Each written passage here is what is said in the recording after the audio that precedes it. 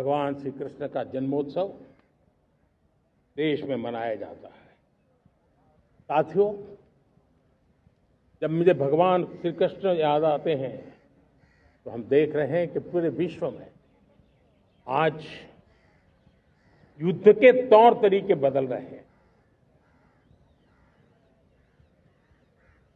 हमने देखा है कि भारत युद्ध के हर नए तौर तरीकों को निपटने में समृद्ध है। हमने ऑपरेशन सिंदूर में दिखा दिया है, टेक्नोलॉजी में जो भी महारत थी। पाकिस्तान ने हमारे सैन्य ठिकानों पर,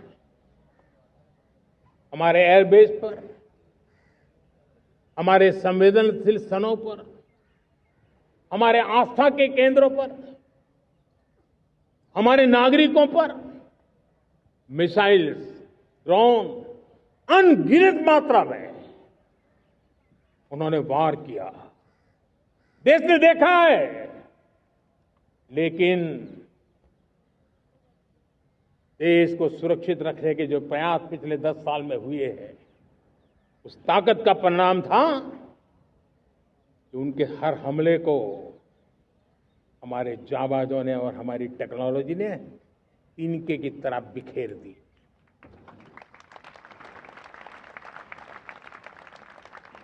रत्ती भर नुकसान नहीं कर पाए। और इसलिए जब युद्ध के मैदान में टेक्नोलॉजी का विस्तार हो रहा है, टेक्नोलॉजी हावी हो रही है, तब राष्ट्र की रक्षा के लिए, देश के नागरिकों की सुरक्षा के लिए हमें भी, हमने जो आज महारत पाई है, वो महारत का और विस्तार करने की जरूरत है। हमने आज जो महारत पाई है, उसको लगातार अपग्रेड करते रहने की आवश्यकता है। और इसलिए साथियों, मैंने एक संकल्प लिया है, मुझे आपके आशीर्वाद चाहिए, कोटि कोटि देशवासियों के आशीर्वाद चाहिए।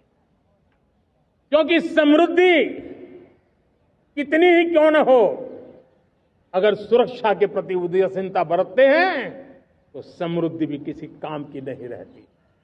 और इसलिए सुरक्षा का महत्व बहुत बड़ा है। और इसलिए मैं आज लाल किले की प्राचीर से कह रहा हूं, आने वाले 10 साल में 2035 तक राष्ट्र के सभी महत्वपूर्ण स्थलों, जिनमें सामरिक के साथ साथ सिविलियन क्षेत्र भी शामिल है, जैसे अस्पताल हो, रेलवे हो, जो भी आस्था के केंद्र हो,